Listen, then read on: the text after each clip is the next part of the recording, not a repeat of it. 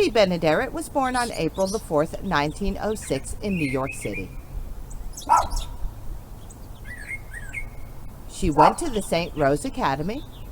After graduation, she attended the Raymond Travers School of Dramatic Acting.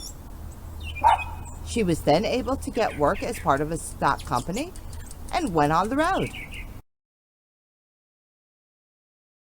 In 1926, she was hired by radio station KRFC. She voiced multiple comedy serials and for a short time even had her own musical variety show. In 1936, she moved to Hollywood, got a job with radio channel KHJ, and by 1937, she was appearing on the Jack Benny radio show. This led to ongoing parts on the radio shows Ozzie and Harriet,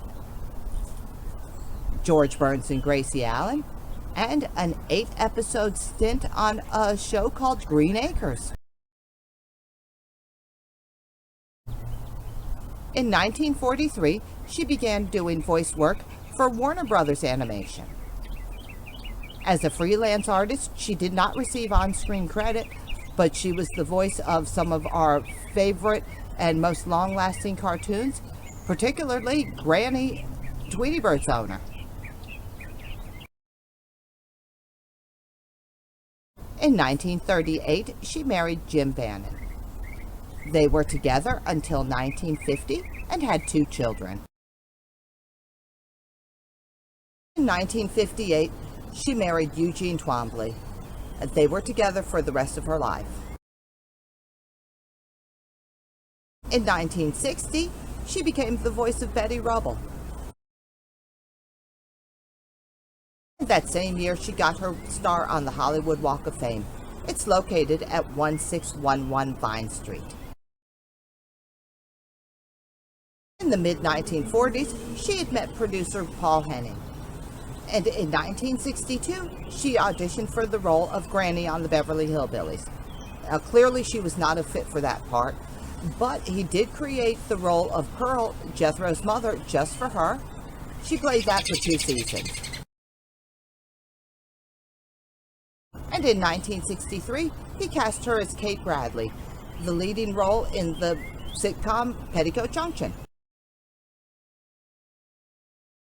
In 1967, she got sick. An exploratory surgery unveiled... In 1967, she got sick. She underwent an exploratory surgery which revealed an inoperable tumor on one of her lungs, which was also determined to be cancerous. She underwent the newest treatment, which was laser radiation, and she seemed to get better for a while.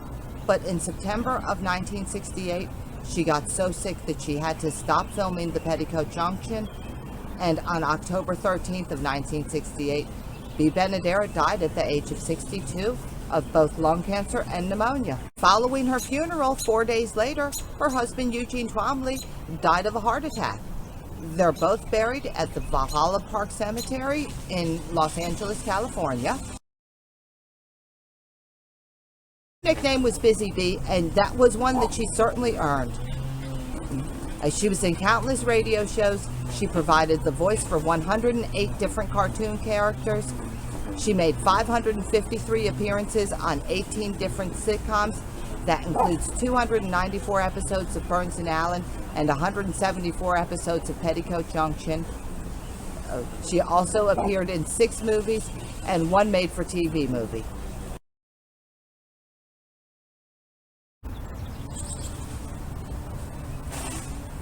And what I have for you today on the Forgotten Film Channel is Bea Benaderet playing Cousin Pearl on 2 classic episodes of the Beverly Hillbillies. So I want to thank you for tuning in. Make sure that you have a great today. Hopefully tomorrow will be even better.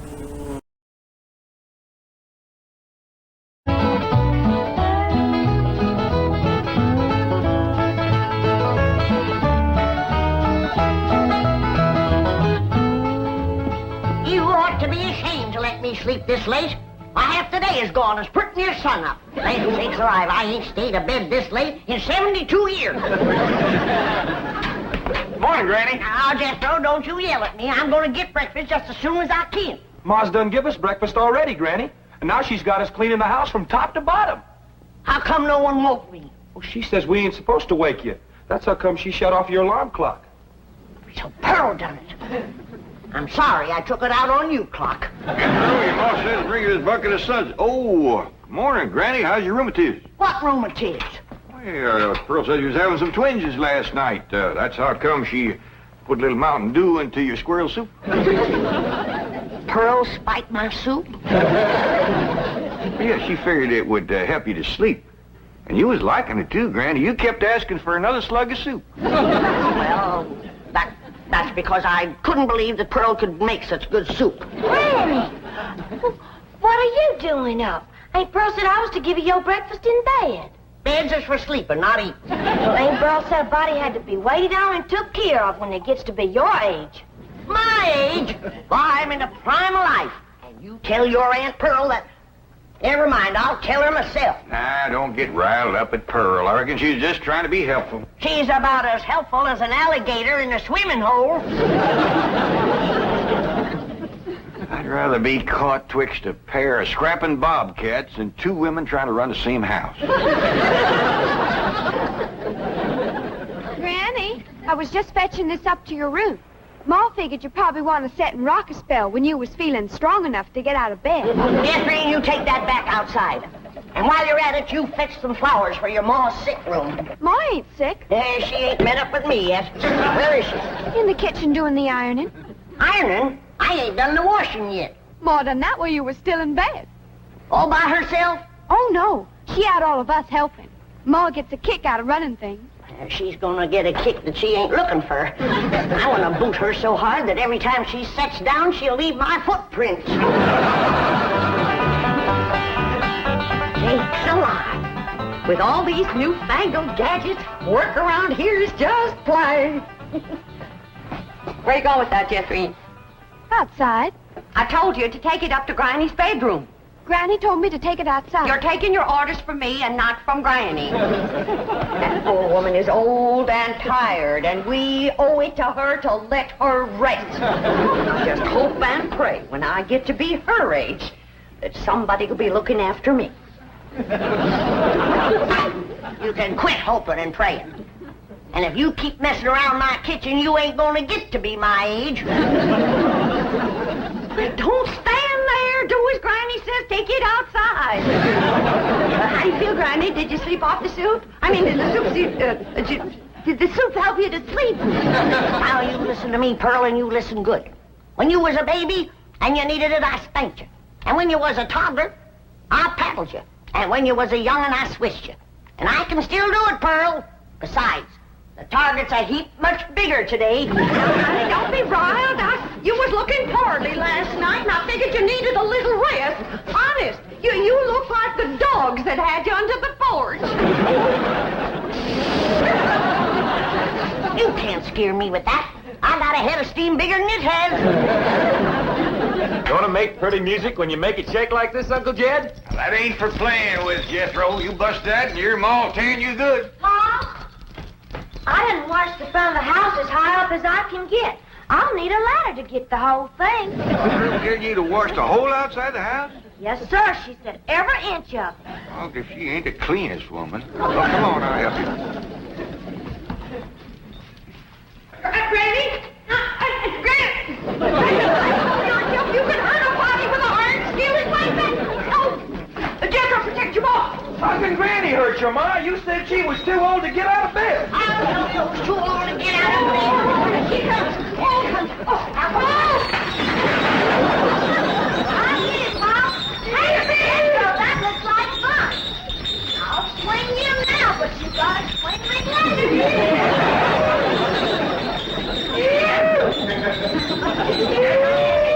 Told you that wasn't for playing low. Now get down from there. Come on, get Pearl.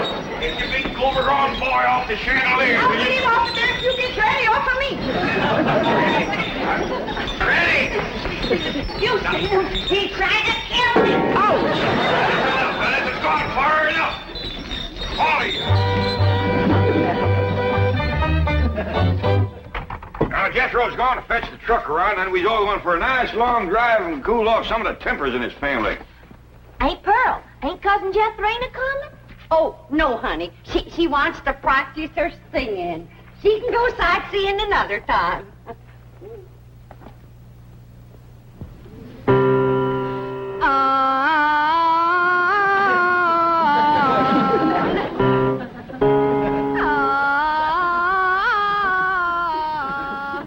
Listen to that. You ought to be ashamed of yourself running off and leaving a child that sick. Jethrina ain't sick, she's singing. Well, she's singing sick. For your information, my daughter's training for the stage. Well, now, that's one thing she can do. Drive a stage. This snapping and backbiting twixt you two has got to stop. Quick as Jethro gets here with the truck, we're going to take a nice long drive and show Pearl some amazing sights. She ain't never gonna see no more amazing sights than she sees every morning when she looks in the mirror. I wouldn't talk if I was you. Look, Pop, yonder comes a truck and there's nobody a-driving it.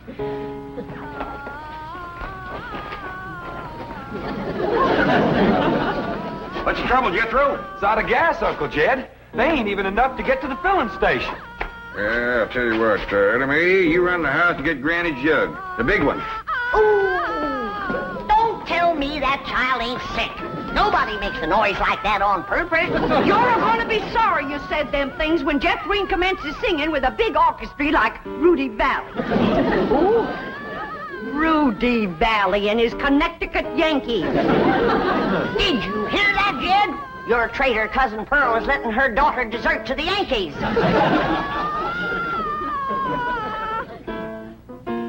Well, I reckon they're getting what they deserve. Here you are, Pop. Thank you, Ellie Mae.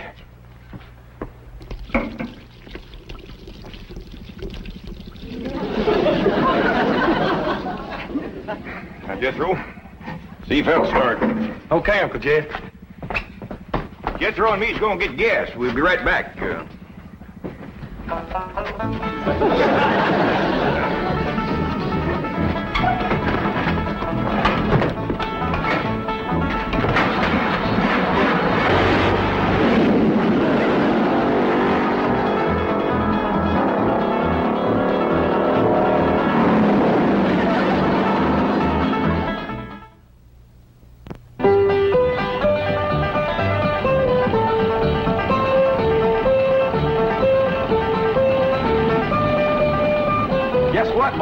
They tell me at school there's lots of movie stars live on this street.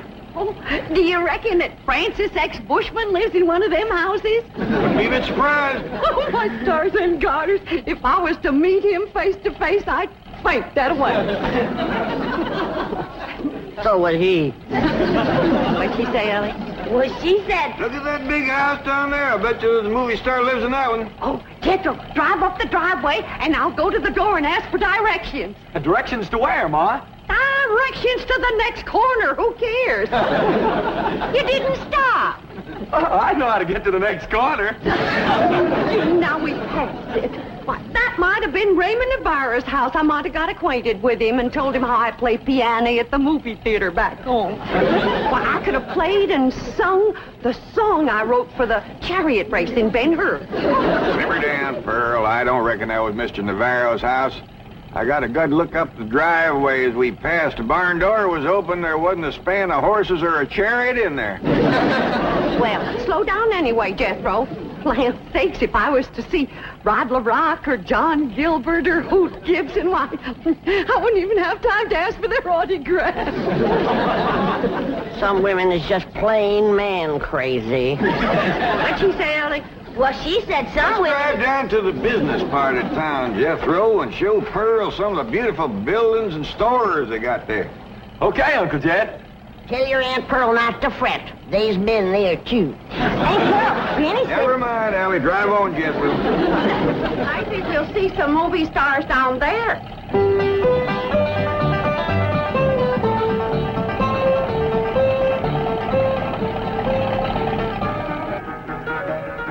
Come in, folks. The movie's about to begin. By the way, the wax figures out front are by courtesy of the Beverly Hills Movie Museum. Looky, Aunt Pearl. There's a movie picture theater up yonder. Yeah. I I wonder if they need a right good first-class piano player. Why, do you know one? I have taken Say, all... Pearl, ain't them movie stars out in front of that theater? Stop a minute, Jethro. I can't believe it. It's Douglas Fairbanks, Rudolph Valentino, and William S. Hart. I have never seen one woman as man crazy and movie star crazy as William S. Hart. Let me off of here. Jethro, drive on before we embarrass them poor fellers. Bea, honey, you're my hero. You.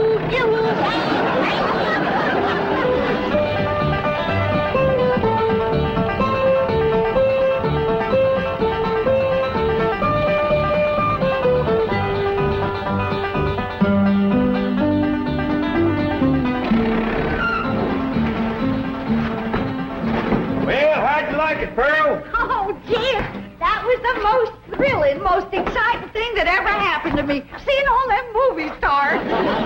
Did you see how old Bill Hart stood there with them steely eyes just a-staring at me? You bet, Granny. And Rudolph Valentino kind of gave me a scorcher of a look, too. You sure did, Pearl. How about them green drawers that Mr. Fairbanks was wearing? Yeah, did. You ought to dye your drawers that color.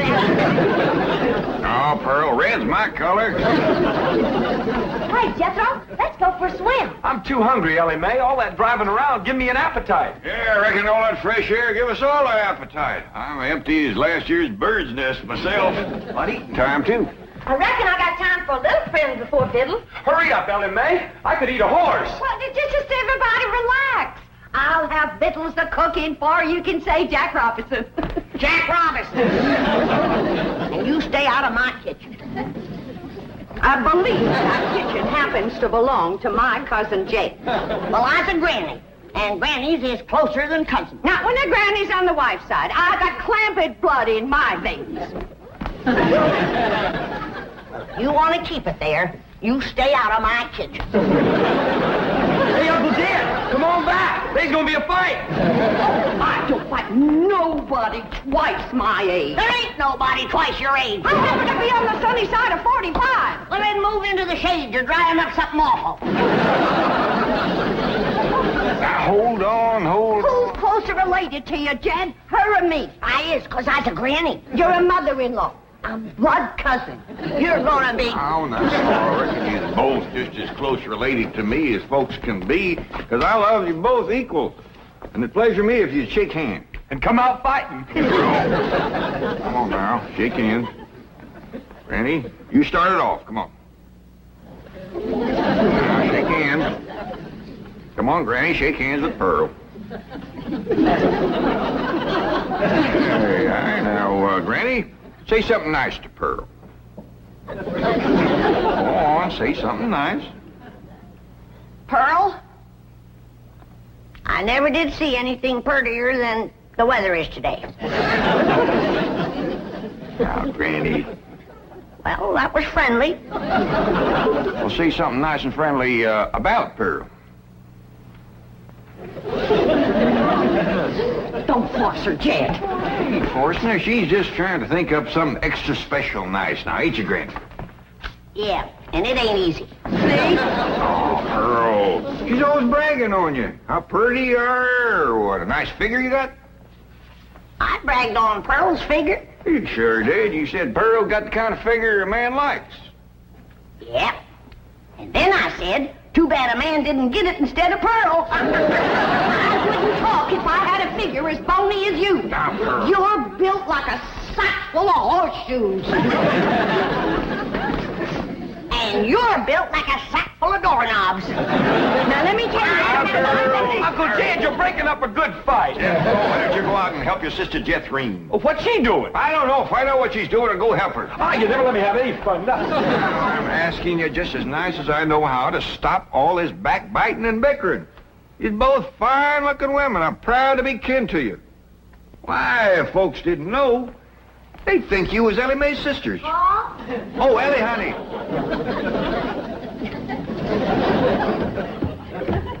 Why don't you take these two pretty girls swimming down to the Seaman Pond? That ought to cool them off.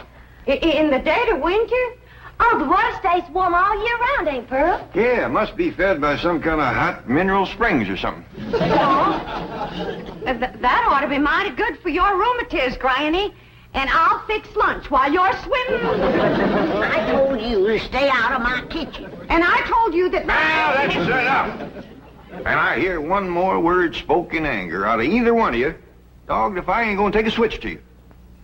Ain't Pearl, Granny ain't too fond of swimming, but I'd be mighty proud if you'd go with me. Oh, that's a mighty sweet invite, Ellie Mae. Earl, did you bring some swimming clothes? Yeah, I did. Well, now, you run along, get into them. But I don't... Come on, put them on.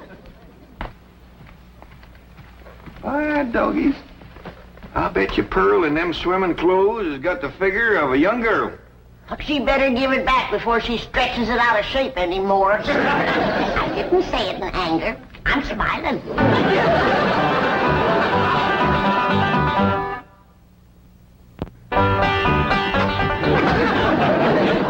Well, I'm ready for the water. It looks like she's been in it for 6 days. Pearl, you are one of the finest looking women ever to come down out of the hill. And you're extra fetching in your swimming clothes. I made it myself. The tickets, you say? It's all handwork. No. Yep. Every gore and gusset and dart and tuck and ruffling and brick-like, I did it all myself. Doggy, that's mighty pretty, and so are you, Pearl. Granny, did you ever see anything like Pearl in her bathing suit? No, sir, I ain't. Well, come on, I'll show you the pond. Ellie and Jethro's down there waiting for you. Cousin Ellie, while we was waiting for these ham hocks to thaw out, I'll race you to the fur end of the pond and back. You're on. Wait till I get on this swimming cap. Doggone it. I wish I didn't have to wear this. Granny says that pond water's bad on my hair. Well, why don't you cut some of that hair off? Hey, that's a dandy idea. Would you do it for me, Jethro? Well, sure. And I could find something to... Hey, there's some shears. Why get off close to my head, Jethro? Okay. I want it short as yours. Hold still. I don't want to shorten your head none. Jethro! Yeah, Uncle Jed. Hold on there! What do you think you're doing? Fixing to cut Ellie's hair. Why get off short, Paul, so as it won't get in my eyes when I swim? I'd sooner cut off my arm than that beautiful hair of yours.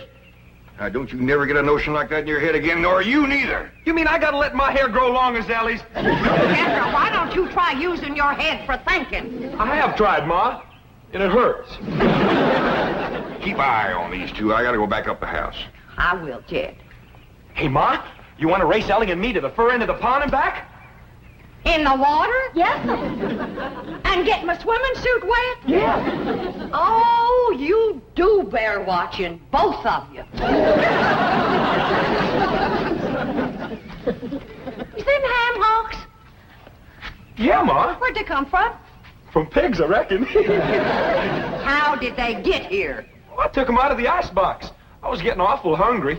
Was you gonna eat them raw? Of course not. Huh. I was going to keep my swimming trunks on. Ellie Mae. Yeah, Pearl. What is this thing? Looks like a stove on wheels. Well, that's what it is. It's called a portable barbecue. You just put a fire in there, then you lay the meat on this thing. All right. Ellie Mae, you fetch some firewood. Jethro, you slice them ham hocks.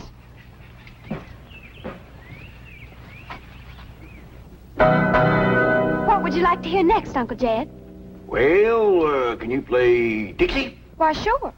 I sure do like to sing that song. It's right good for dancing, too. Would you do a jig? Well, if the music happens to get down around my feet, I might just cut loose and stomp a spell. Better take my coat off just in case it does.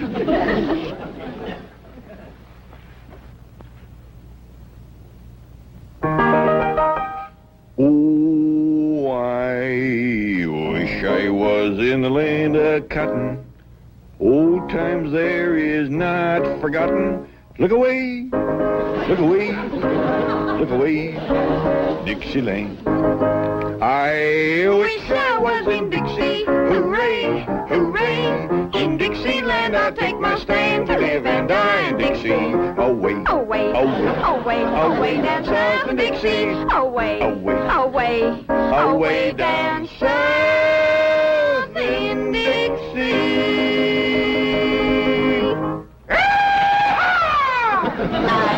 I was in Dixie, away from Pearl. Dixieland, I'll take my stand, away from a cousin of Pearl.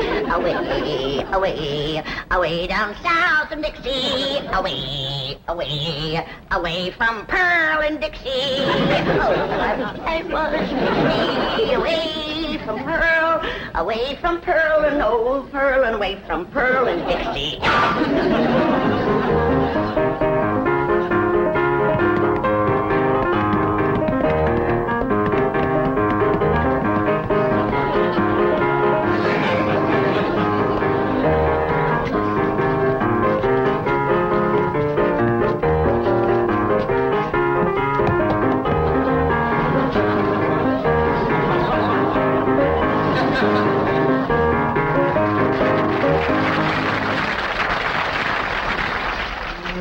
Boy, ain't nothing smells as good as hammer cooking, Ma. That's the truth. Wait till Jeffreen gets a whiff of this. Ham is her favorite. Mine too, Ma. Come on, hurry up. Catherine? What is that delicious smell I'm a-smelling?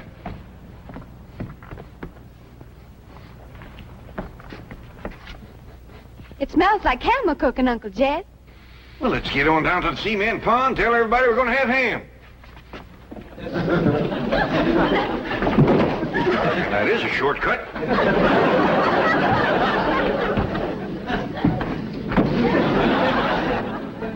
When the family tastes these riddles, they ain't never gonna let Pearl near the kitchen again.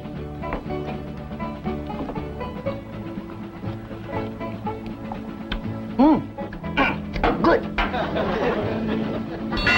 and get it! Come and get it!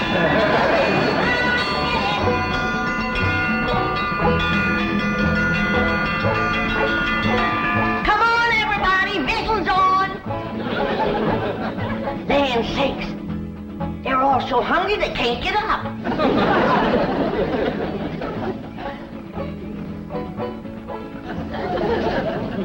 Come on, Jethro, I know you can make it. Oh, please, Granny, we just done eat 5 hams. Dad? Granny, them little hams is the best you ever cooked. I didn't cook no hams. I cooked them, Granny. How'd you get in my kitchen without me seeing you? I cooked them on this here stove with wheels. Ma can cook anywhere. Well, let's see her cook where I'm gonna Don't put do it, Granny.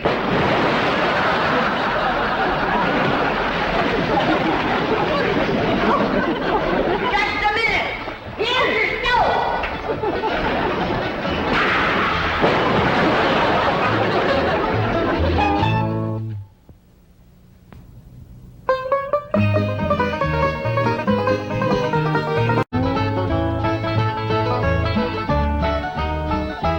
You know something, Granny? I feel sorry for Mr. Drysdale.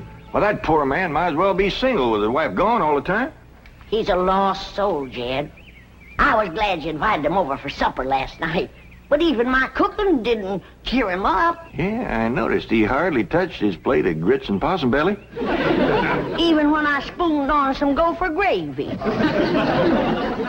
didn't perk up till after supper and Pearl started playing and singing. Don't tell me he liked Pearl's bellerin'. Bellerin', it was yodeling. Well, it curdled the milk clean out to the kitchen. Oh, I've thrown shoes at tomcats that made prettier music than Pearl. I sure wish you two women would get along together. We ain't gonna get along together till she learns to stay out of my kitchen. I bet she's in there right now, sticking her long nose into my pots and pans. 5 days. If she is. Now, Granny, you just cool down. Really, me, Jeffreen, what in the world have you been doing? Playing ball with some fellas down in the pasture. What's that thing? Well, this here's what you call a football helmet. Ellie Mae, I'm pretty near positive that a ball gown ain't for playing ball in. Well, the fellas seem to like it, didn't they, Jethro? They sure do, Uncle Jed. They's waiting for us right now to get some money to buy a new football. What happened to that one? Well, Jethro was going to throw me a pipe. But I grabbed it too hard, and it busted. I ain't gonna give you the money for another one. Oh, heck. Well, that's all right, Jethro. Remember, they said they'd be just as glad to play with us without a football. Come on.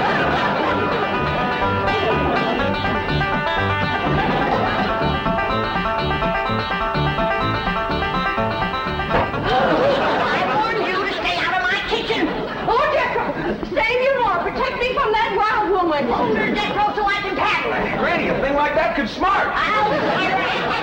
Put me down, big overgrown foot. Hey, what's going on here? Jethro, put your granny down. Put me He down. was fixing to whomp Ma. I'll whop her. Here, Ma, now it's a fair fight. I ain't gonna whomp nobody. Well, then you tell Pearl the next time she sticks her nose in one of my pots, I'm gonna cook it. It is my bounden duty as a mother to supervise the victuals of my growing children. Don't tell me they is still growing. The Clampett side of the family has always been big, strong, strapping folks. It's your family that brought in the runts. Who you call a runt? I think she meant you, Granny. He's about as helpful as a high wind in a prairie fire. Come on, Pearl, you and me's gonna have a talk. Jethro, you stay here and help your granny cool down. Okay, Uncle Jed. Granny, would you rather I held you under the faucet here to cool off, or took you out to the cement pond and ducked you? Try either one and I'll bash you flatter than a gander's arch. Now, Pearl. Cousin Jed, I know just what you're going to say. You're going to say, Pearl, stay out of the kitchen. You're going to say, that's Granny's kitchen and it's none of your business. You're going to say, stay in your room where you belong. That's what you're going to say, ain't it? Ain't nothing like it at all. What I was going to say was, it seems to me that a handsome widow woman in the prime of life ought not to be hiding herself in the back part of the house, working over steaming pots and pans and dipping her piano playing fingers into soapy water and hoarsening up her beautiful singing voice yelling at Granny. That's what I was going to say. Praise be. Why don't I keep my big mouth shut and just listen? You know, Pearl, you got the gift of making music. And I reckon there ain't nothing these city fellas likes better than that. Really, Jay? Yeah, remember last night Mr. Drysdale was here and you was playing and singing and yodeling for him? Yeah. You brung that poor lonesome man a lot of happiness. Jed, you ain't agreeing with me, are you? I'll give you my word. Remember that song you sung, The Flowers That Bloom in the Spring, Tra-la? Yeah. Well, you had Mr. Drysdale believing it was spring. No. Yeah. While you was still singing, he went, flung open the window, stuck his head out, and started taking deep breaths, just like he was really smelling them flowers. I reckon he liked my yodeling. Pearl, he like to went wild. I reckon them city fellas don't get a chance to hear much yodeling. 'Cause when you throwed your head back and cut loose, it really grabbed a hold of him. It did? He gripped the arms of his chair till his knuckles turned white. Then he commenced to rocking back and forth and moaning like he's under some kind of a spell. And his eyes commenced to circling in his head, and real tears run down his cheeks. Before you got done, he was limp as a dish rag. I had to help him to the door. Uncle Jed, I can't seem to do nothing to cool Granny off. Ain't no need to, Jethro. Your pretty, young, piano-playing Ma has decided not to hide herself away out in the kitchen. That's a good idea, Ma, because Granny, she'd find you and whomp you. Well, we'll see about that. Well, you stay out here and practice playing and singing and yodeling. I'll take care of Granny. I wonder if I should have told Uncle Jed that Granny's waiting behind the door with a skillet to whomp the first person that sets foot in her kitchen. Reckon I should have. Jed, I'm sorry. I thought it was Pearl coming in. Granny, you done shortened me. I'll make a poultice for your head right away now, Jed. Right away. I'm telling you, Granny, you don't have to worry no more about Pearl coming in your kitchen. She's going to be spending her time getting herself a husband with her singing and yodeling. Jed, it ain't legal to torture a man into marrying you. You just don't realize the power Pearl's yodeling's got over men. Last night, Mr. Drysdale like to went wild. Pretty near drove me crazy, too. He loved it, Granny. I bet you he's got that yodeling ringing in his ears right now. I can still hear it. An unearthly screeching. Now, Chief, surely it wasn't that bad. Well, I can best describe it as the sound a woman might make if she were having her appendix removed without an anesthetic. Milburn, darling. Margaret, I'm so glad to have you back, dear.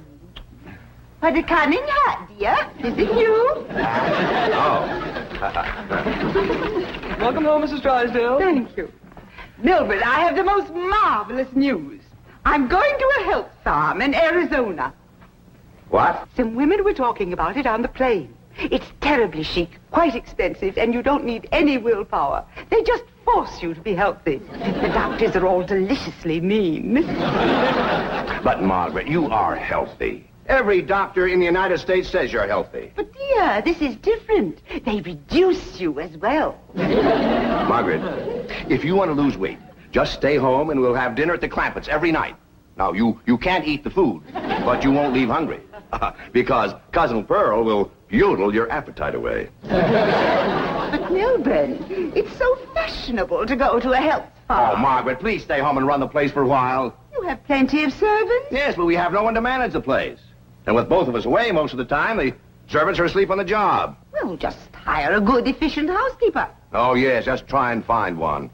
Oh, Margaret, please stay home. All right. That's the way you feel. Miss Hathaway, I'll stay home, just as you wish. That's my darling. Yes, Mrs. Drysdale? Telephone the pharmacy and have all my prescriptions refilled. And call my psychiatrist, my neurologist, my internist, and my osteopath and have them come over. Oh, and I'll need nurses around the clock. I just know the servant problem's going to bring on a nervous breakdown. All right. Go to the health farm.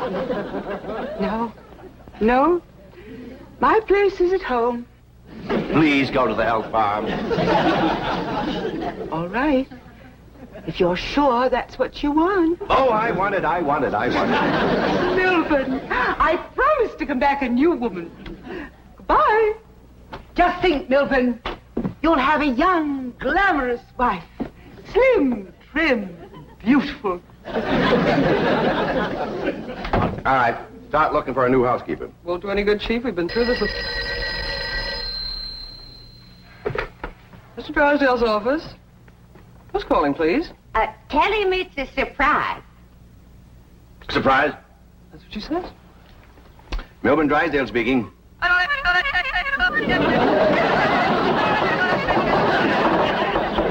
in the world is that? That is Pearl Bodine yodeling. Now, when she comes up for air, tell her I was drafted. Chief, she might be the answer to your housekeeping problem. What? Be nice to her. I'll explain. Hello? Hello? Hello, Mrs. Bodine. How nice to hear your voice again. What are you saying? Mr. Clampett says that Pearl is such an industrious housekeeper that Granny is jealous. She might take over your house and hers and solve both your problems. What about that yodeling? I won't be there. And I defy any servants to sleep on the job with Pearl around. Hello? Hello, Mrs. Bodine. I wonder if I might come over and talk to you for a while. What, talk to me? Well, what about? Well, I think you may be just the woman I've been looking for. Yeah. To take over the running of my house? Well, yes. Come right ahead. Can we say 3 o'clock? Let's say 2. Goodbye.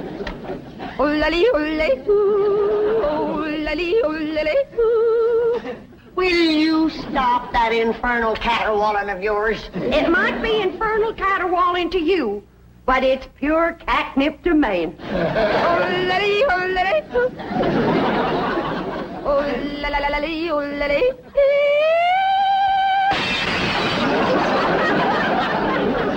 Now, looky there. I hit such a perfect note, it busted the glass. It wasn't your voice that busted the glass. It was your face. We'll see who gets the last laugh when my sweetie comes. What, sweetie? That's for me to know and you to find out. Ha, ha, ha.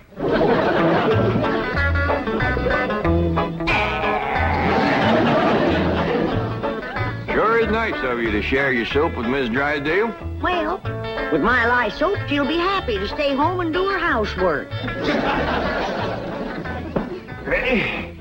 Most powerful batch of soap that you ever made. Just a breeze blowing the back on me on the way over here has got me crying. I make a big soap to do a big job. Arrivederci, au revoir, toodaloo. Howdy, Miss Drysdale. Hello. Goodbye. Where are you going? Melbourne is sending me to a health farm. Martin, are we loaded? Yes, ma'am. Well, let's fly. Just a minute, Miss Drysdale. Granny and me brung you something. Yeah, honey. Take a good whiff of this. How nice of you. Tell the gardener to spade it in around the rose bushes. Toodaloo. Oh, just a minute, ma'am. Granny and me'd like to talk to you. I haven't time. The sooner I go, the sooner Melbourne will have his new wife.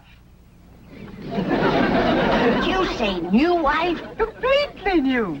Young, glamorous, slim, trim, and beautiful.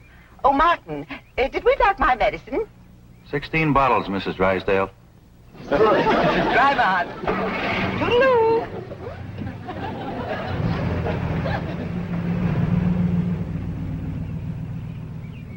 How could a woman be so cheerful about her husband getting a younger wife?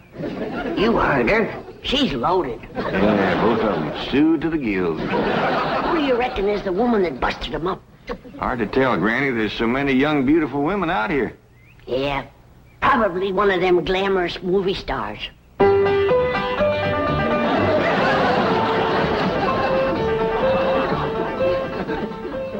Hey, Ma. You sure are all fancied up. Do I look like one of them glamorous movie stars?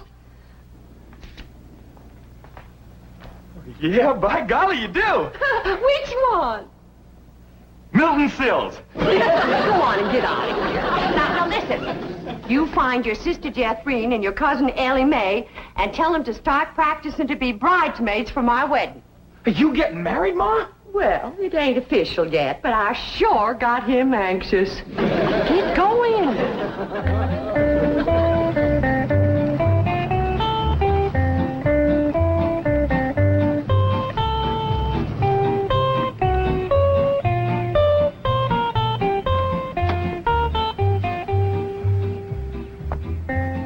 I think we have in about 15 minutes.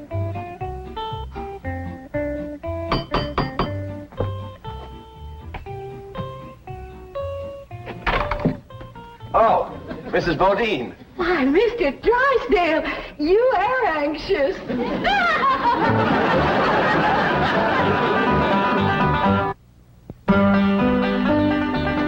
I'd have had a little more notice, I'd have baked your sweet potato pie. It's one of my specials. Oh. Won't you sit down? Thank you. Here, I'll take your hat.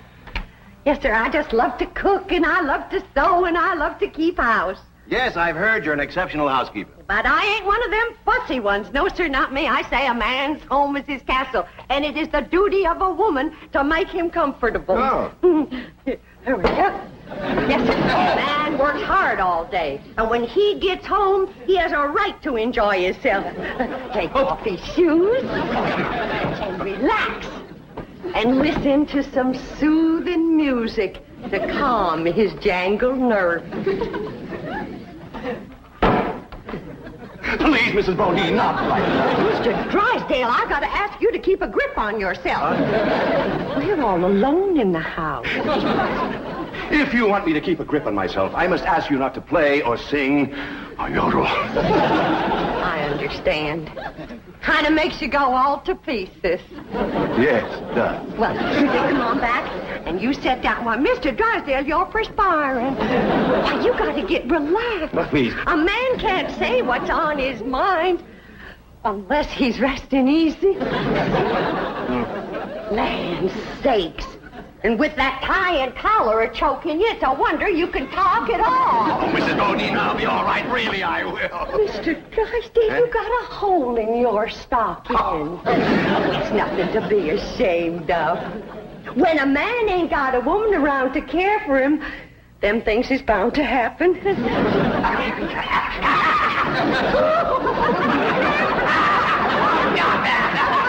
I declare, Mr. Drysdale, you're ticklish. Now, look, I'm gonna let you sit easy, and I'm gonna darn that up before you know it. Oh, Mrs. Baldine, no, really, I can manage. No, I ain't taking orders yet. No, please, give me back my sock. Give me my I know sock. how to handle you.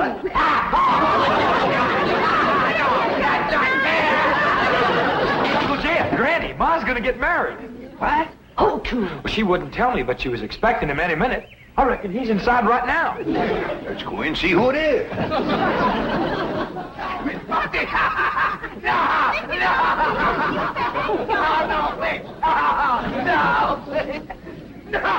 Mr. Bumpy!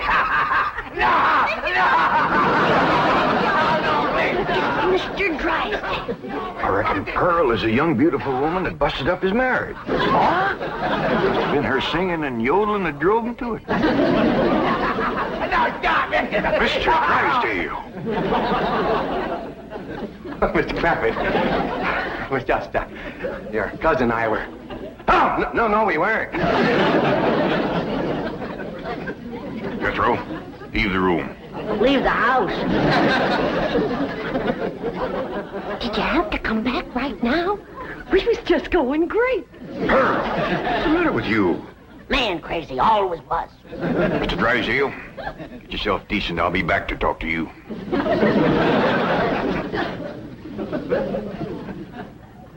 Shame on you! You too, Pearl, you homewrecker. I didn't know what you're talking about. You told me that Mr. Drysdale was crazy about my yodeling, so I called him at the bank, and I yodeled, and he come a-running over here to see me. You done yodeled your way twixt Mr. Drysdale and his wife? Wife, I didn't know he had a wife. Well, he has. The sweetest, kindest, nicest, drunkenest woman you ever saw. You done sent her to the farm. Put her out to pasture so he can marry you. You seen her leaving? Oh, she knows about you, Pearl.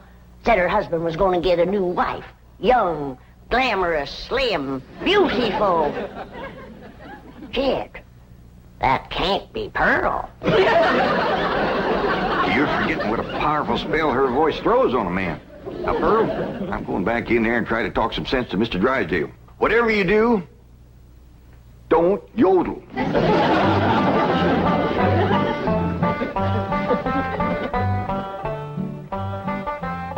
Oh, Mr. Clappett, I'm terribly embarrassed about the picture we must have presented when you came in, but I assure you I wasn't at fault. Yes, your cousin Pearl is one of the most... Yeah, my cousin Pearl admitted that she called you on the telephone and stirred you up. But she didn't know you were going to send your wife away to make room for her. Oh, but I didn't. In the first place, my wife is never home. Second place, if she does come home, there's still plenty of room for both of them. Mr. Drysdale, I hear tell that you folks out here behaves mighty different than we's used to. I know you're carrying a heavy load on account of your wife. But I just can't let my cousin Pearl get mixed up in any kind of goings-on like that. Well, then, if I can't have Pearl, can I have Granny?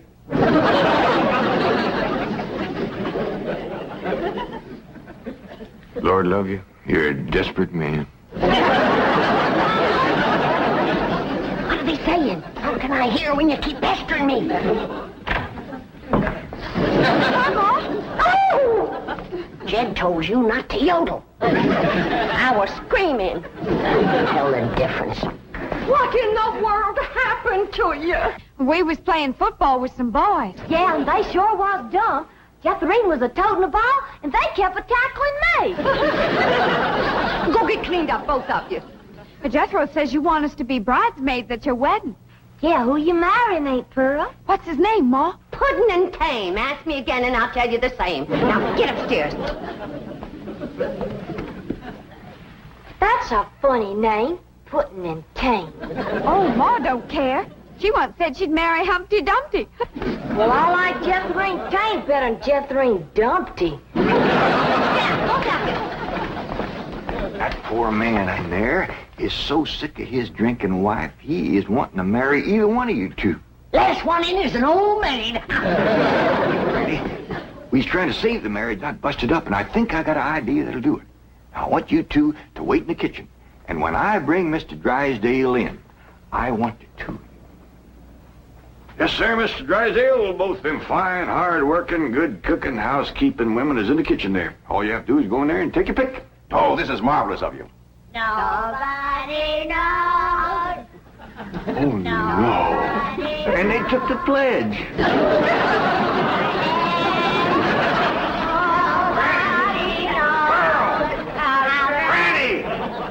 Well, look who's here.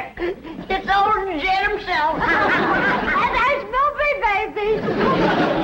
You fellas want to dance? Come on, let's have a little dance. Come on now. You can't dance with her. Why not? That's all downhill. Take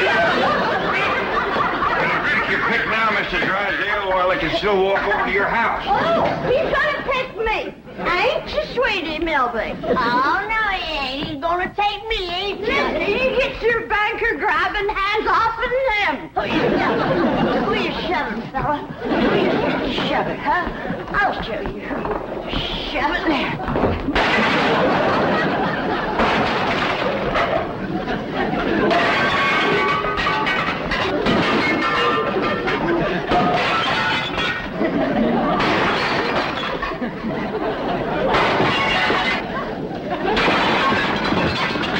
How about taking both of them, Mr. Drysdale? No, thanks. You done it, girl. Bless you both. Pearl, you were just great. So was you, Granny, darling. Together, you saved that man's home and you saved his marriage. Now, don't it give you a good feeling? Yeah. Well, I'm kind of winded. I think I'll go upstairs and rest. Call me when lunch is ready, Granny. Oh, now, just a minute, Pearl, honey. We got a lot of mess to clean up here. Granny, darling, you give me strict orders to stay out of your kitchen. Remember? Why, you low down, no. Here we go again.